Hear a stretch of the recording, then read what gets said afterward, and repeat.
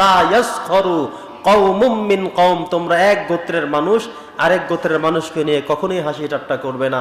একজন মানুষ আরেকজন মানুষের কাছে থেকে তখনই উত্তম যখন ইন্না আকরামাকুম ইনদাল্লাহি আতকাকুম, আল্লাহ বলছেন আমার কাছে শুধুমাত্র তাকওয়ার গুরুত্বটা বেশি, আর কিচ্ছু না। কে কোন বাড়ির মানুষ, কার দাড়ি বড় কার দাড়ি ছোট, কে 5 ওয়াক্ত নামাজ পড়ছে কে পড়ে না, কার টুপি সাদা কার জামা সাদা, কে কি পাস করছে, কে কোন ব্যবসা করে খায়, কে কি কর্ম করে, এটা আমার কাছে, এটা আমি গণি না। বরং আমার কাছে গণবার বিষয় হলো, আমার কাছে হিসেব করার বিষয় হলো তাকওয়া।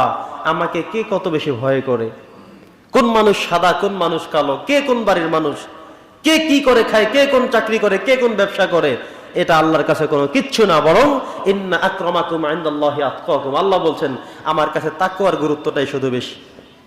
কিসের গুরুত্ব? সবাই বলেন না কিসের গুরুত্ব? তাকওয়ার গুরুত্ব। তাকওয়া মানে হলো আল্লাহ ভীতি, আল্লাহর ভয়। আপনি যা কিছুই করেন না কেন আল্লাহ ভীতি থাকতে হবে মনে। ব্যবসা করবেন আল্লাহর ভয় নিয়ে ব্যবসা করেন, মানুষকে ভয় করা দরকার নেই। একজন মানুষ ক্রেতার চোখ ফাঁকি দিয়ে আপনি নষ্ট মাল ঢুকিয়ে দিতে পারবেন, কিন্তু আল্লাহর ভয় যদি আপনার মধ্যে থাকে তখন আপনি কাজ আর করবেন না। ক্রেতা আপনার এলাকার হোক অথবা নাই হোক, ক্রেতা আপনার পরিচিত হোক অথবা পরিচিত হোক, সে যেই হোক, তাকে সুযোগ পেলে আমি পচা ঢুকিয়ে দিব, নষ্ট দিয়ে দিব, প্রতারণা করব, ফাঁকিবাজি করব। এটা তখনই হবে না যখন আমি ভয় করবো একজনকে। তিনি কে? জোরে বলতে হবে তিনি কে? আল্লাহকে ভয় করে যদি আমরা যে কোনো কাজ করি না কেন, তাহলে আমাদের দ্বারা কোনো অন্যায় সংগঠিত হতে পারবে না।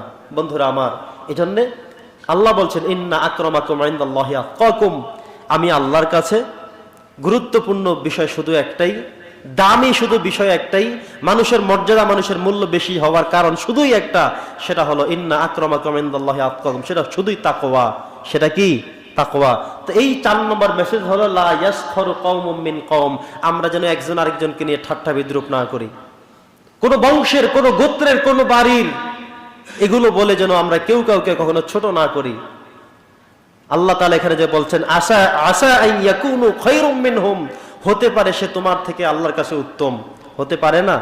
আপনার বাড়ি অনেক বড় নামের এক বাড়ি, কিন্তু আরেকজন মানুষ এমন জায়গায় ঘর করে থাকেন যার বাড়ির কোনো নাম নেই, ঘরের কোনো পরিচয় নাই। সেই পরিচয়হীন মানুষটার গুরুত্ব আল্লাহর কাছে বেশি হতে পারে, কারণ তার তাকওয়াটা আল্লাহর কাছে বেশি পরিমাপিত বিষয়। আল্লাহ যেটা দেখেন সেটা হলো তাকওয়া।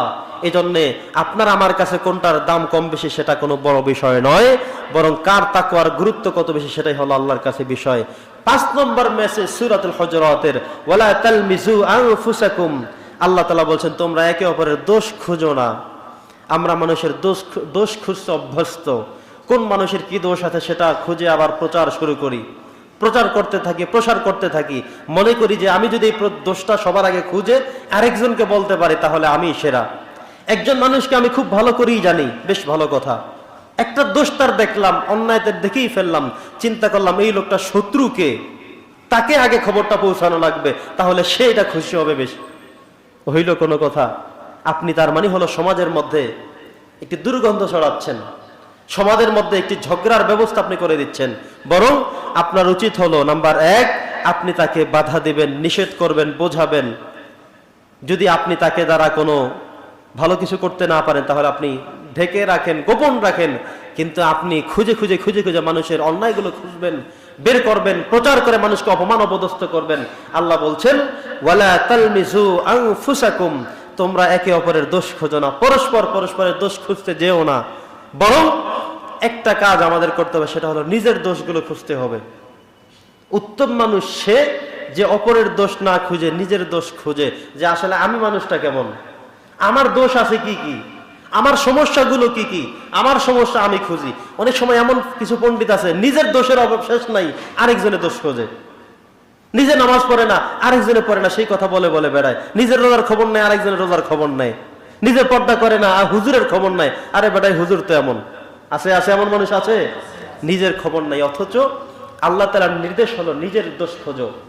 আমি মানুষটা কেমন, নামাজগুলো ঠিক মতো হয় কিনা, আমি পর্দার বিধান মানি কিনা, আমি যে টাকা পয়সাগুলো ইনকাম করি, ইনকামের সবগুলো সোর্স রাস্তা একুরেটলি কিনা, জায়েজ রাস্তা কিনা, মাসে আমি এত টাকা কামাই করি, এই রাস্তা থেকে এত, এখান থেকে এত, এখান থেকে এত, এখান থেকে এত, কোন জায়গাটা ঠিক, কোথায় কোনো ফল্ট আছে কিনা, ভুল আছে কিনা, রং আছে কিনা, অন্যায় আছে কিনা, গুনাহ আছে কিনা সেটা খুঁজি। আমাকে নিয়ে আমি ভাবি, বরং আমরা আমাদেরকে নিয়ে ভাবতে পারি না, ভাবি আরেকজনকে নিয়ে। আমরা আমাদের নিজের দোষগুলো উদ্ভাবন করতে পারি না। দোষ আছে কি, উনি মানুষটা কেমন। বরং উত্তম মানুষ হলো তিনি, যিনি আরেকজনের দোষ না খুঁজে নিজের দোষগুলো খুঁজে খুঁজে বের করে সেগুলো সমাধান করে করে তাকওয়ার রাস্তায় অগ্রসর হয়ে যায়। বলে সুবহানাল্লাহ। এই সূরার 6 নম্বর মেসেজ হলো, আল্লাহ বলছেন ওয়ালা তানাবাজু বিল আলকাব, কাউকে মন্দ নামে ডেকো না। কোন নামে? মন্দ নামে।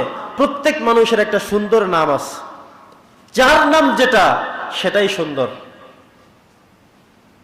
আপনার যে নির্ধারিত নাম রাখা হলো, আরেকজন মানুষ যদি সেই নামের পরিবর্তন করে কোনো মন্দ নামে ডাকে, আল্লাহ বলছেন এই সূরার মধ্যে আল্লাহ বলছেন যে ওয়ালা তানাবাজু বিল আলকাব, তোমরা অপর মানুষকে মন্দ নামে ডেকে তাদেরকে কুচ্ছা রটনা করো না।